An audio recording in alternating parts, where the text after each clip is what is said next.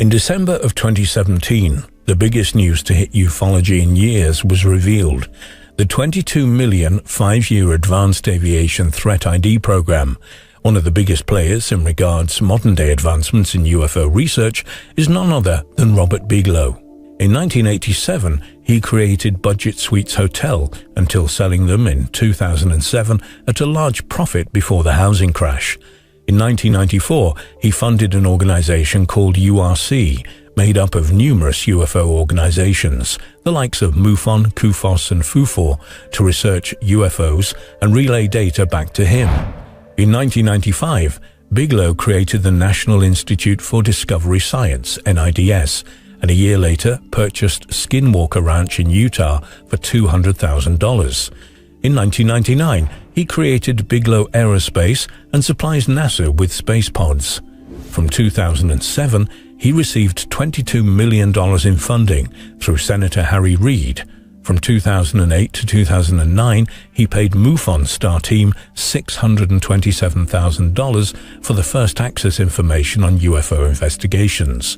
In 2010, Bigelow had the FAA refer UFO reports to Bigelow Aerospace, shortly after Bigelow pulls MUFON's funding. In a 2017 interview on the popular TV show 60 Minutes about the ET presence on Earth, from 2017 to current, Bigelow became a silent founder, partner of the Academy to the Stars. By now, you may have read the views of the pundits, conspiracy theorists and/or supporters of Tom DeLonge, the former singer with the band Blink-182, and his To the Stars Academy of Arts and Science. This was set up with the purpose of allowing researchers from all scientific disciplines to explore the outer edges of science and assorted exotic technologies. It's rather similar to an organization called the Foundation for Research into Extraterrestrial Encounters, FREE, which was co-founded with the astronaut, the late Dr. Edgar Mitchell. However, researcher John Ventra offers a different perspective. He suggests everything about DeLonge's venture points towards the billionaire Robert Bigelow and the Skinwalker Ranch.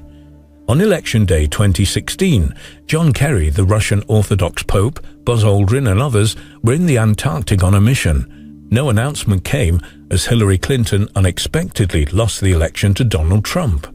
Was there a connection here between the mission, the 1946-47 Project High Jump, and a supposed secret German or perhaps alien base located in the Antarctic?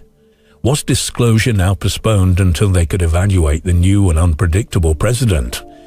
A year later, in December of 2017, the biggest news to hit ufology in years was revealed: the $22 million 5-year Advanced Aviation Threat ID program.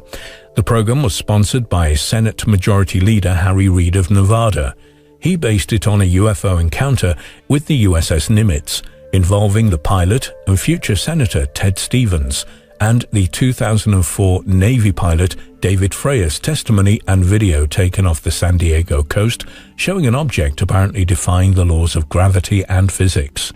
Reid made two interesting comments in a televised interview with KLAS reporter George Knapp, which seems to just go over everyone's head. Reid said there were concerns about Satanism, and also anyone who thinks they have figured this out has no idea. These two comments are essential to John's digging a little deeper and his suspicion that there is more here than just aliens from space. In the June 2017 TV show 60 Minutes, Bigelow said, "There has been an existing presence, an ET presence on Earth, and I have spent millions and millions." Tom DeLonge goes on to say that we have advanced high-speed craft that can move through water and time, and that these people, scientists, are heroes fighting demons. He also mentions consciousness. So what are we dealing with here? Aliens from space, or entities from a dimension related to Earth? Hal Puthoff is one of the 6 members of the Academy to the Stars. Hal was the chairman of the board of Bigelow's NIDS and has worked on remote viewing and bending space and time for faster-than-light-speed travel. He is a member of Scientology, which is an alien-based religion. Let's take a look at what Dr. Eric Davis said in a 2012 interview regarding the Utah Skinwalker Ranch, which he ran on behalf of Bigelow. Dr. Davis worked on NASA's Breakthrough Propulsion Project from 1996 to 2002 and is the CEO of Warp Drive Metrics. Multiple telepathic voices were heard at once. We viewed images floating in a fluid. We were telepathically told to contact Jack Sarfati, atheist physicist and a current member of the 6-person Academy to the Stars team, and Hal Puthoff, also an Academy to the Stars member. Their work is important. There is a war in heaven and tricksters. A swirling black tunnel and shape-shifting creature were seen. There were 3 knocks, humming, and then paranormal events. A green fog appeared and the inability to move. We can control space-time with our minds. Interestingly, the beast that Dr. Davis describes resembles the Montauk Project mind-created beast and the remarkably similar mind-created creature the 1956 MGM-produced film Forbidden Planet. In the film, it was called the creature from the ID, which is based on a Freudian concept of an unconscious psychic energy that satisfies basic urges and desires. In 2005, Colm Kelleher, an NIDS board member, along with George Knapp, wrote a book entitled Hunt for the Skinwalker. So far, no one has speculated that the technology that Tom DeLonghi refers to came from the Skinwalker portal. We speculate that it is the origin of this species. Let's take a look at the information and players regarding the Aviary mentioned in Richard Boylan's book. Again, you see many of the same people. The Aviary was a semi-official group of scientists and military intelligence agents with a common interest in UFOs, telepathy, remote viewing, parapsychology, and similar concepts. All of these subjects fell under the purview of those who were members, especially the enigmatic Colonel John Alexander. Colonel Alexander is director of the Non-Lethal Weapons Department, Los Alamos, and has been reportedly involved in counterintelligence, remote viewing, psychic spies, psychotronic and mind control projects with military and security applications.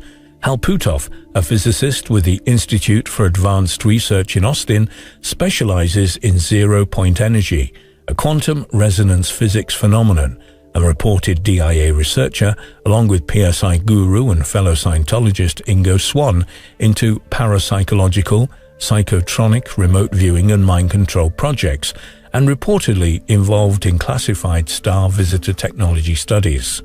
Jacques Vallée, PhD, formerly an astrophysicist with GPAN, the French government's UFO investigative agency, principal director with U.S. Defense Department Computer Network projects, and worked with astronomer Dr. J. Allen Hynek, a prolific author on the UFO subject, lately turning to metaphysical explanations for the phenomenon. Bruce Maccabee, PhD, research scientist in optical physics and laser weapons, MUFON physics photo-interpretive consultant, author and consultant expert on selected leaked or disinformation-related UFO cases, topics such as the Gulf Breeze. Sergeant Richard Doty, USAF retired special agent, Air Force Office of Special Investigations, and reported to have engaged in UFO disinformation projects. To date, the Academy to the Stars has become a publicly traded stock at $5 per common share with a minimum of 40 shares purchased. They have over 3,000 investors and have raised nearly $3 million, which frankly is not enough money to do much with, but much more money than MUFON ever amassed. There's also the infamous 1938 War of the Worlds radio broadcast, the 1960 Brookings Institute findings on disclosure, and the 2006 Peters religious crisis about how religions would react to the discovery of ET races. Is it time for ufology and UFO groups to move away from the extraterrestrial hypotheses and replace it with the interdimensional hypotheses which we've been talking about? How embarrassing if aliens were never actually from space? What if ancient astronaut theorists and researchers are completely wrong? There may be aliens from space. There should be aliens from space, but more and more researchers are questioning that. What if they are interdimensional shapeshifters that have been around since before us? What if they really are skinwalkers? John suspects. Mr. Bigelow knows this. He keeps thinking of the Phil Klass curse, something that has stood the test of time. No matter how long you live, you will never know any more about UFOs than you know today.